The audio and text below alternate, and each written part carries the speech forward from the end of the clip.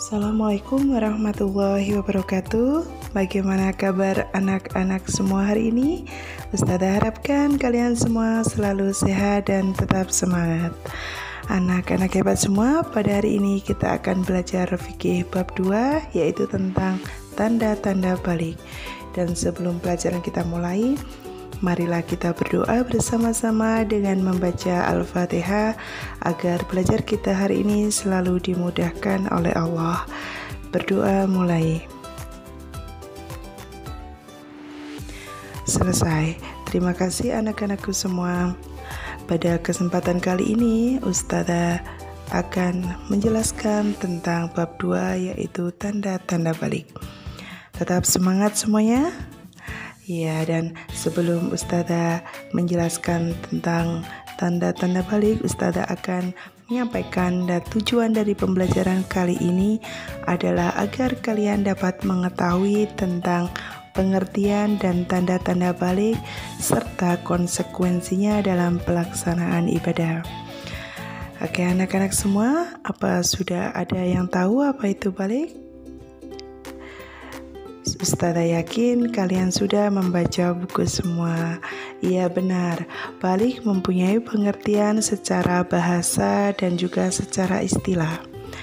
Adapun pengertian secara bahasa dapat kita lihat di sini bahwa balik berasal dari bahasa Arab balagho yang artinya sampai. Sedangkan menurut istilah balik adalah telah sampainya usia seseorang pada tahap kedewasaan. Jadi balik merupakan masa peralihan dari masa kanak-kanak ke masa dewasa. Seorang anak yang sudah balik akan mengalami beberapa perubahan fisik. Selanjutnya kita akan bahas tentang tanda-tanda balik pada anak laki-laki dan juga anak perempuan. Pada anak laki-laki, apabila sudah balik, maka akan mengalami tanda-tanda. Yang pertama adalah tumbuhnya rambut di beberapa bagian tubuh, ya, pada kaki, pada ketiak, dan pada bagian tubuh yang lain. Kemudian selanjutnya adalah suara semakin membesar. Ya, suara semakin besar karena tumbuhnya jakun pada anak-anak laki-laki yang sudah balik. Dan selanjutnya adalah tubuh mengalami pertumbuhan dengan cepat, seperti semakin tinggi, semakin berat badannya juga bertambah.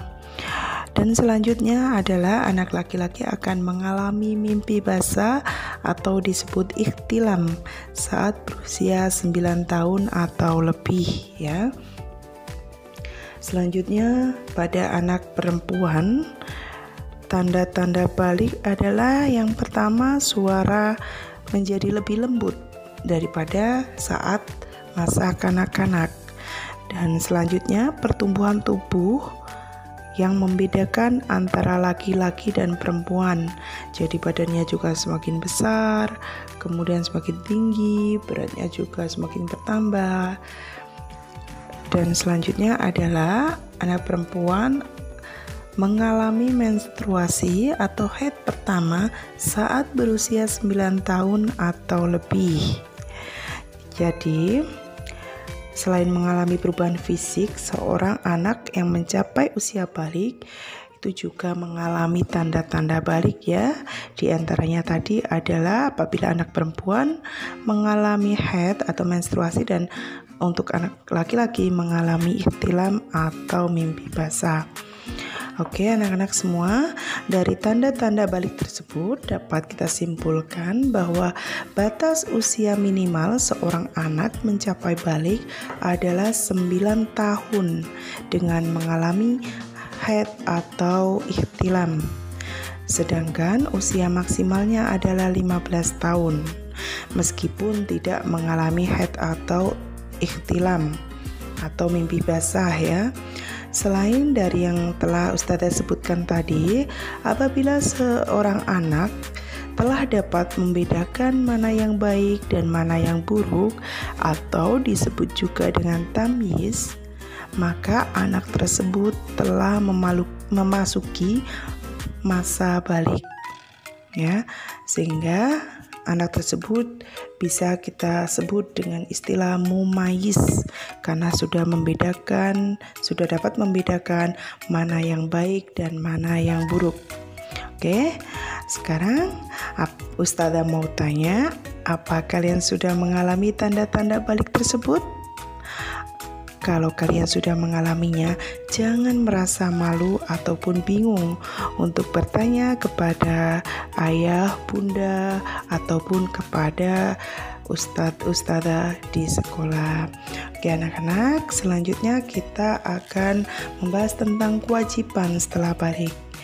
Karena seorang anak yang sudah balik sudah dikenai hukum taklif, yaitu terkena kewajiban menjalankan aturan syariat, mulai dari beribadah, ya, mulai menjalankan aturan syariat ibadahnya, sholatnya, itu puasa juga, puasa wajibnya, dan kemudian selanjutnya adalah akhlak yang baik kepada sesama, baik di sekolah maupun di rumah, dan juga lain-lainnya ya. Semua amal dan perbuatan baik dan buruk akan dipertanggungjawabkan dimulai pada saat usia balik. Jadi pahala dan dosa dari setiap perbuatan yang dilakukan akan ditanggung oleh dirinya sendiri. Jadi kalau sudah balik, maka sekalian sudah wajib ya untuk melaksanakan aturan syariat, ibadah, kemudian puasa wajib itu sudah harus dilaksanakan. Apabila tidak melaksanakan, maka akan berdosa. Jadi balik menjadi salah satu syarat wajib suatu ibadah yang biasanya disandingkan dengan akil ya, berakal sehat.